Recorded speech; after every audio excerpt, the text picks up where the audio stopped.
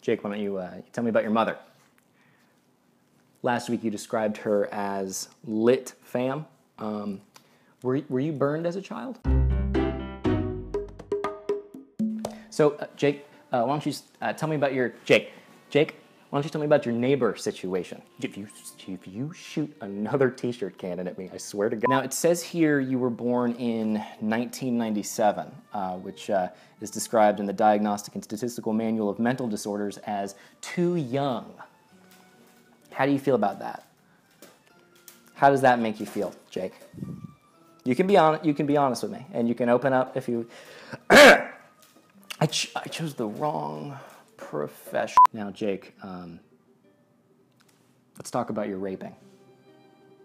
Sorry, I misread that. It says rapping, but either or in your case. Am I right? Oh, you're dabbing. I get it. That's great. It's funny you've made a brand out of doing a gesture that temporarily hides your face. It's almost as if your subconscious shame is finding a way to manifest itself. It's like if it wasn't dabbing, it would be, I don't know, growing a beard or wearing thick-rimmed glasses or projecting.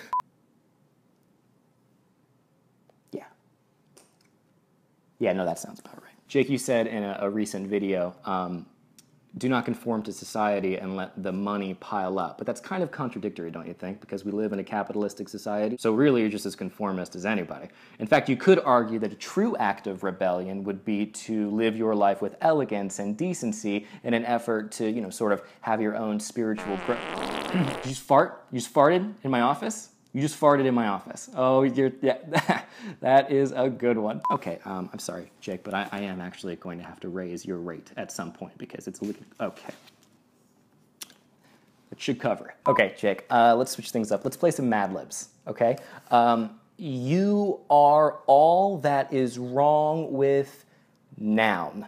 It's a person, place, thing, or an object, Jake. It's a person, place, thing, or an object, or an idea. Like love, or you know what a noun is. Jake? You know what a noun is, okay? But I'm not going to get angry at you because I know that only validates you and gives you boundaries that you probably lacked in your childhood. So what I'm saying is it's totally fine that you don't know what that is, and we'll skip the Mad Libs.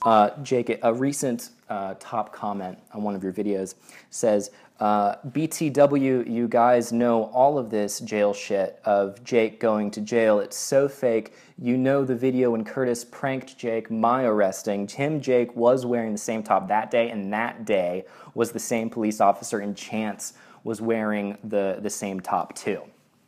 So it seems the gumshoes are onto you. You have a lyric in one of your raps where you say, Jake, we the future will see you in the past, which is great because I actually am trained in Rorschach tests, and as you know, that statement definitely has no objective meaning. So you just tell me what you think it means, and we'll go from there. Do you hate your father, or are you trying to be your father?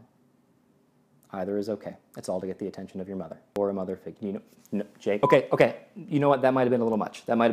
I think you might not be ready for that. Let's start a little bit lighter. Let's do some free association, okay? So I'm going to say a word, and then you just say whatever comes to your mind, okay? There's no wrong answers. You can't mess this up, all right? Here we go. Merch. Oh my God, you're getting an erection. Okay, Jake, that's incredibly uncalled for. All right, this is a professional environment. I understand you have hormones, but let's try to keep your mind out of the gutter, all right? Let's keep going. Lena Dunham.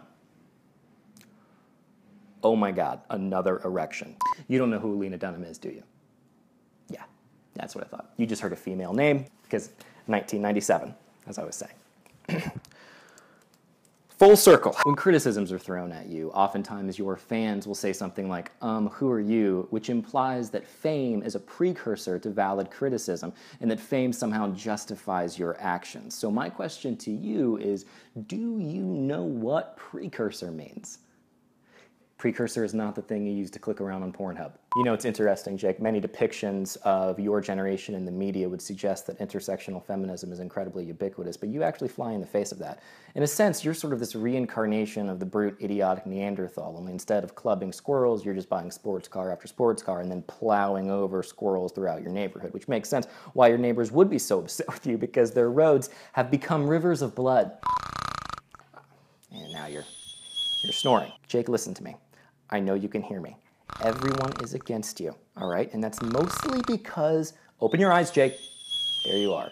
it's mostly because you truly are terrible. Everyone is truly against you. The haters you have, Jake, actually are correct in their hate, but they can't properly articulate what's bothering them. But I can, because I'm a professional. Yeah, I mean, that's a starter. That's one reason right there. You protect yourself from the pain of the haters by making sure that you stay mediocre. People do this all the time. Some people make crappy rap songs. Other people hide behind sarcasm and intellectualism. Everyone is afraid of showing their vulnerabilities. Fine, as long as you don't want to grow and you want to instead remain stagnant. But I'm telling you, Jake, if you choose not to grow, your fans will, and your numbers will drop. And isn't that the scariest idea of all? Even scarier than when your mom lit you on fire. God, I'm good. See, as you stay the same, your fans are going to get older, and there's going to be a backdoor to your brand, and other people are going to come in, and they're going to find the next hottest thing that's not going to be you, but it's somehow going to be worse than you. So, I don't know, what are people going to be into that could possibly be worse than you? Maybe actual violent terrorism instead of the mental terrorism that you inflict upon people's sense of tact and decency on a daily basis. I'm telling you, Jake, you need to grow, okay? I've seen it happen to all the greats, which means I'm sure it can happen to the shits. You farted after I said shits. That's actually really funny, dude. All right, okay, fine. You are, okay, you know I'm a Pauler, dude. You know I'm a Pauler. I love you, dude. I think you're hilarious. And like it or not, Jake, as society continues on the trend that it's currently on, there's going to be even more and more room for boys like Jake, we have to pay attention. We have to pay attention here, okay? Otherwise you won't retain it. Jake, all right, listen, you're harmless, minus your raps. Those are actually... that's an incredibly destructive thing to do to people around you. But besides that, you're a good guy. And beyond that, you're more than anything a monster of our own design. Jake, here's my advice to you. And I think you should take this advice because you're paying me $4,000 a session, even though I only charge $250. You keep doing you, man. Okay? You were made by my generation, which split human beings into two moral categories, good and bad, even while insisting that other areas like sexuality, spirituality, and gender are entirely fluid. It's like, we forgot, Jake, we forgot in our attempt to be inclusive that being inclusive also means including vacuums of talent and black holes of charisma, such as yourself. You, in essence, Jake, are a metaphor for all of life itself. You are unabashed emptiness, and I think that's beautiful, and in that sense, you are actually a true maverick. I didn't want to tell you this because I didn't think you were ready for it. And to be honest, I'm still not sure because you're such a unique case. I'm writing a peer-reviewed article about you that I'm going to submit to the Journal of Psychology. I truly believe you are the next stage of human evolution. Being so transparent and empty that you reflect back your haters' emptiness. My God, Jake Paul, you're incredible. Jake, hey, Jake. Listen to me, I'm trying to tell you, you are my favorite client, and I believe that you are the next step in human evolution. Do you understand what I'm telling you? How many edibles did you have before you came in here? Okay. And how many fingers were you just holding up? That's what I thought. I think our time is up here today. Mr. Paul, thank you so much. Absolute wonderful breakthroughs. Thank you for all of this. If you could do me a favor, and sure, if you could just send in Logan. Yeah, sure. I think I saw Logan drinking out of the fishbowl. So.